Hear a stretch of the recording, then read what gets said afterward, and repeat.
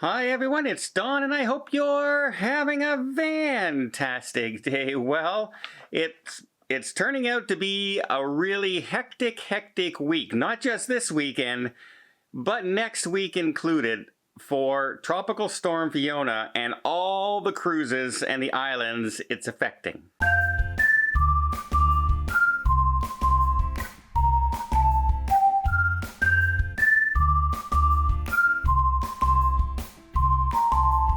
First off, some people were saying that, you know what, it's only 60-mile-an-hour winds, it's only a tropical storm, it's not that dangerous, don't worry too much about it. And they were, I actually saw some people posting on some ships that were turned away from a port and will be changing their itinerary, that they shouldn't be changing itinerary because it's a mild storm.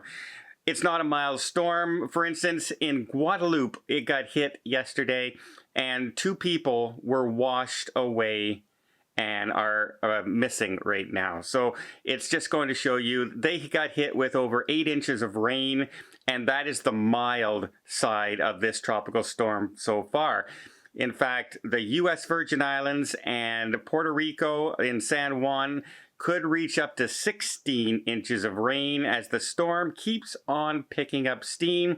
By Monday, it is expected to be hitting 75 to 80 mile per hour winds, and it could turn into a Category 1 hurricane by Monday morning as it heads to Turks and Caicos and then threatens the southern Bahama Islands earlier next week. And you can see what I mean by more than a week worth of watch outs for this. But first off, let's talk about the Tropical Storm Fiona, where it is right now. It is over top of U.S. Virgin Islands and San Juan. It is torrential rainfall right now, so much so that the U.S. Coast Guard has deemed the port area and called it Yankee, condition Yankee. Now what that means is no ship over 500 gross tons can use that cruise port, come in or out, which is every single cruise ship. Even those tiny cruise ships are usually over 500 gross tons. So no cruise ship can go in there, which means a ton of changes. It also means that any ship that was in the area had to leave as well.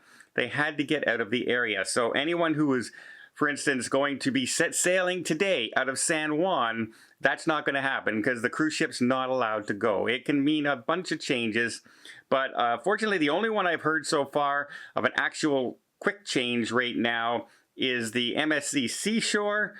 She had to change her itinerary for Monday.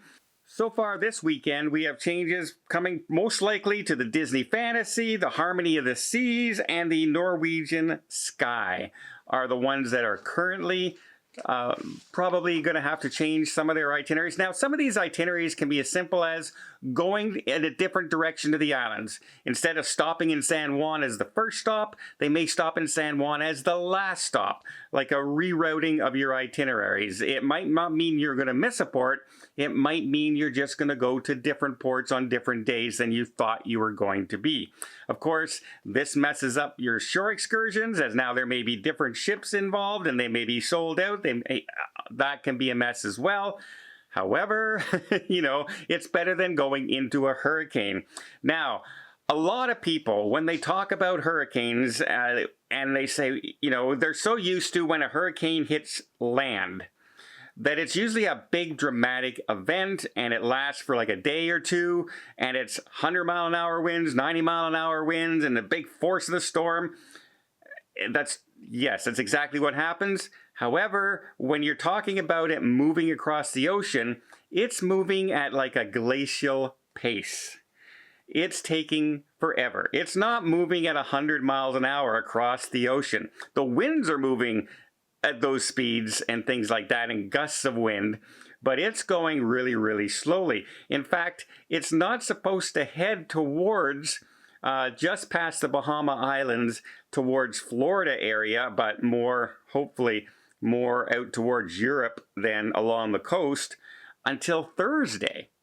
A full 5 days from now. That's how long it's going to take to get into that area. So it will affect a lot of cruise ships.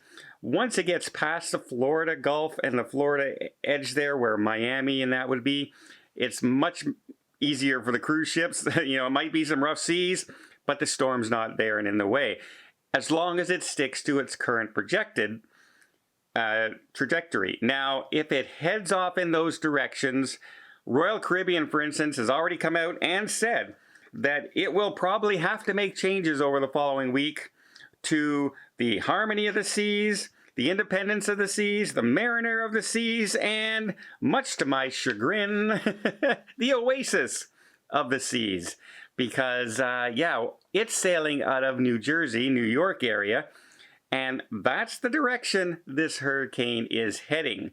So, let's talk a little bit about the possibility there. I leave next Sunday on this cruise, and it heads down to the Florida coast, and then it heads up into Nassau.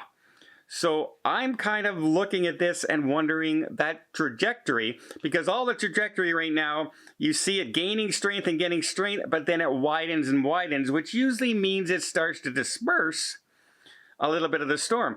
However, if it stays along the Florida coast and up into the Carolinas, well, that could mean a lot of my cruise isn't going to happen.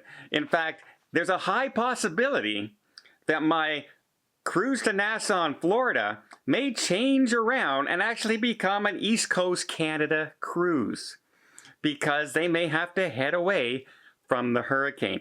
It all depends on where that trajectory takes it over the next 4 or 5 days or so. Yeah, I've never had an East Coast cruise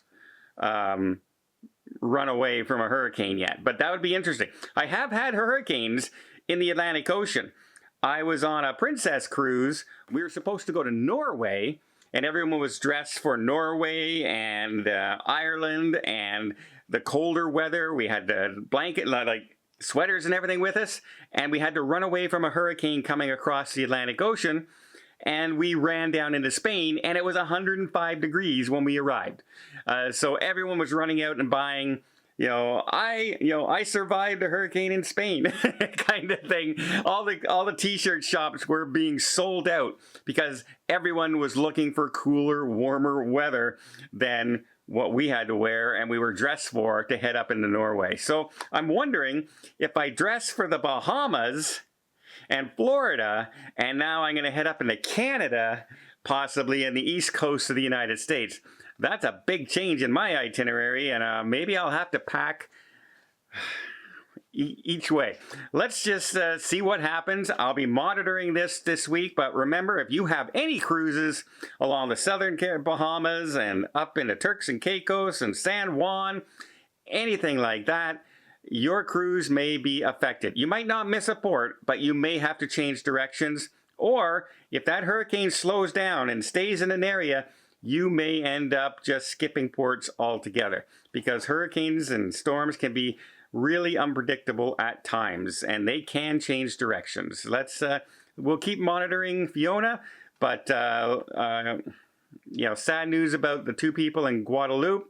Let's hope that everyone else takes heed and make sure they're in a safe location when these storms hit, because they're no joke. They're not anything to say, oh, we could have gone there. It's not that bad. Yeah, it could be bad, and it could be tragic if a cruise ship heads into one of these storms. You just never know. Imagine losing engine power in an Oasis-class ship in the middle of a tropical storm or a hurricane category, any category. Could be disastrous. Well, I hope you appreciate this video. If you did, please give it a thumbs up. Want to see more tips, more tricks, more travel vlogs from around the world? Hit that subscribe button. Till next time, have yourself a safe and a great vacation.